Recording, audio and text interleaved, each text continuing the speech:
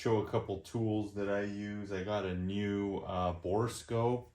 I'll have a link to that in the description. Also a couple cleaners that I use. I use some SLIP2000 for those of you that want something that's non-toxic. This is a water-based gun cleaner, degreaser. It's good for steel, rubber, plastic, wood, sealed wood, and other materials. No solvents, non-flammable, no toxic materials. They say it's industrial strength. It actually does work pretty well. It's not super cheap, but what's your health worth? Anyways, when I'm working in enclosed environments, I don't have good ventilation.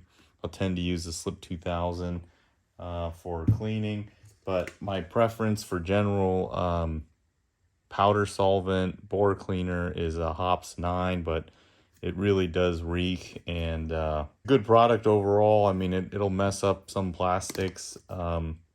It'll melt plastics, some of them. So generally what I will do is I will use a bore cleaner, scrub the barrel with the bore cleaner with just a copper brush, and then come in and then oil the bore. And depending on when I'm going to be using the firearm, if it's going to be soon, I'll put a very, very light coat of oil on the bore and the frame and the exterior parts.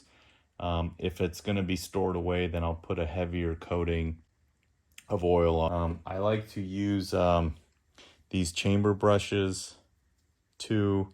These are little pads, but I'll try to put a link to these that I got. These are for 223, so you can get this in, and it's just gonna scrub up the chamber a little bit. It's hard to get this to turn, so I keep moving it and reinserting it, pulling it back out, put a little bit of Hops or SLIP2000 on here, and just get it in, and it cleans up the chamber pretty well. And then come back in with, I'll put a link to these too. Otis makes these, a couple different companies make these. They have a little hole in the middle, so you just need a jag or a little holder to be able to use that. For rods, I have a bunch of these from old kits. These ones are okay. They thread and twist apart, but honestly, the best ones are the Proshot rods. They're solid one piece. They're more expensive, but they really work great. I'm going to be using this on, this is a 308, so I will be using this rod on this rifle to get it clean.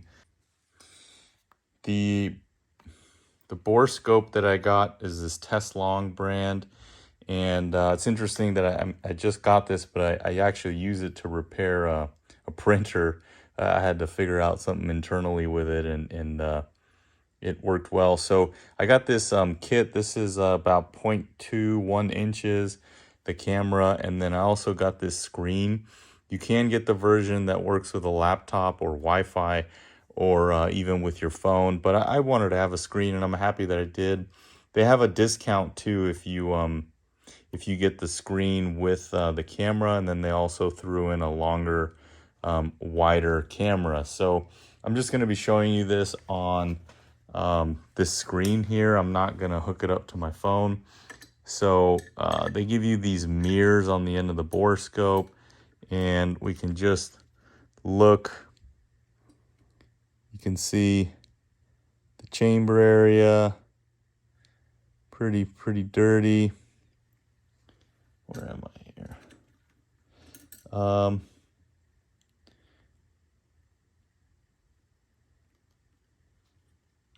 So this is the chamber area.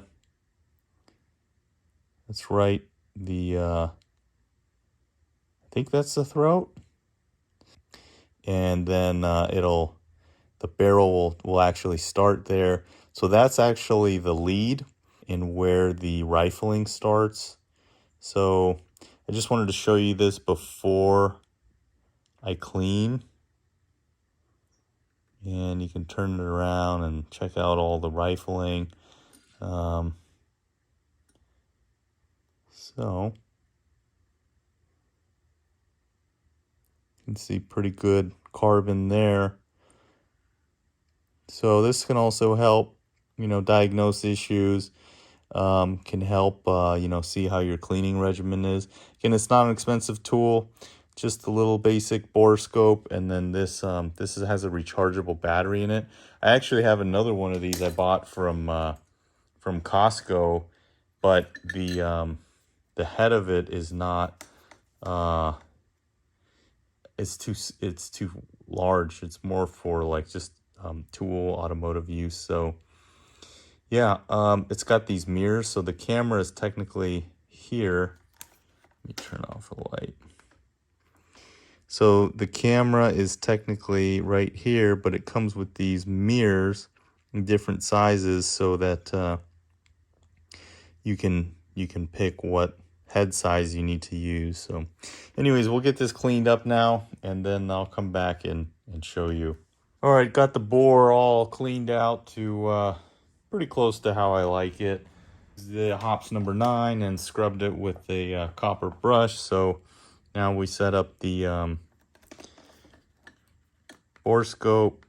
Can set the light to the max setting here, and then we can go start with the chamber.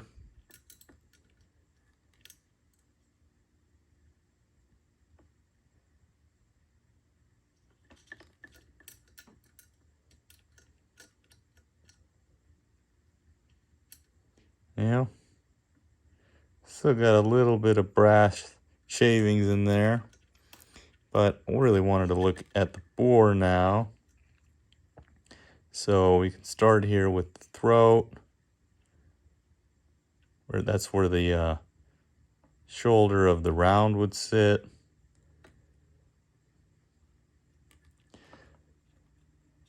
And then we can move into the actual bore.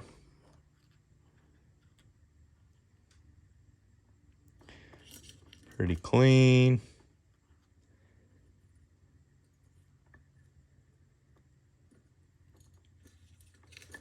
Go down a little bit.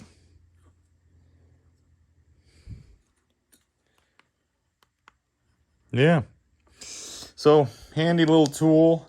It's got a port here for SD card and to charge it, and it's got this detached, so you can use different cameras, and then it's got light setting, recording settings, and pretty basic, but pretty handy. So pretty happy with that. A little bit more work to do on my chamber to get it nice and squeaky, but sure is interesting to see what's going on with the bore. And this will give you a way, you could take a picture every so often and compare it. But this is a stainless barrel, so it's good to keep an eye on it. And yeah, especially try to catch any issues with the throat here.